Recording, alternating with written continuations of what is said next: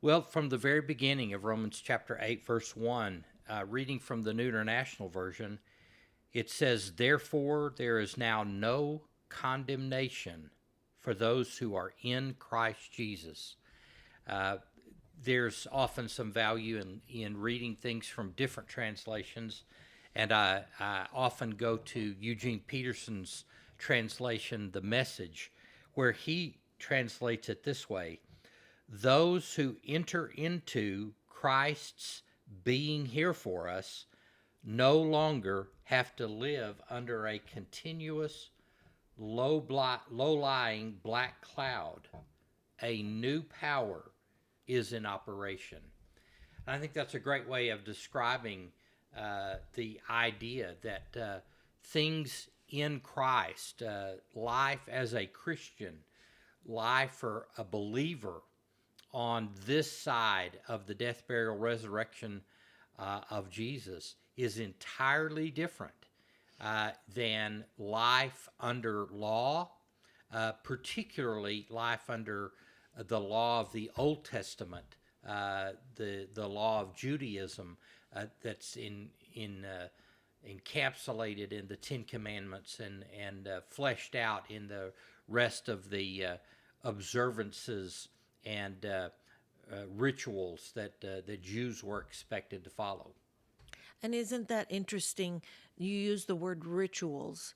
That's very popular right now in the New Age movement and the spiritualism movement. What is your opinion on the entrapments of rituals versus what we have in Christ? Well, primarily as this describes, there are two different primary benefits. The first one is that he's going to go ahead and say it in the second verse, and we'll talk about this at another time.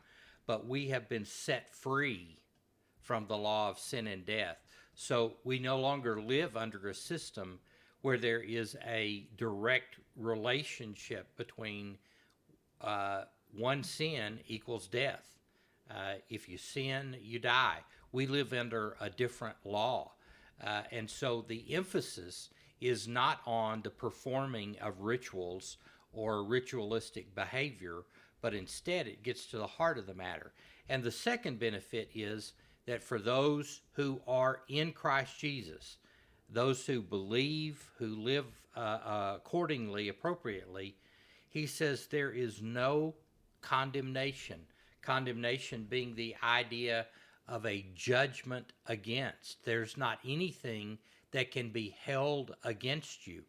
All of that has been taken care of by the sacrifice of Jesus and his victorious resurrection.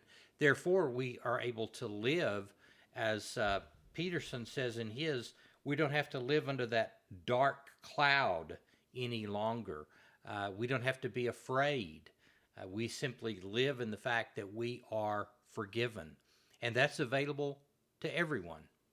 Thank you so much for doing this. And we can't wait to hear the next lesson. All right. That's all I have today. Y'all stay close to Jesus. This is Gina Lima Charlie. I'm out.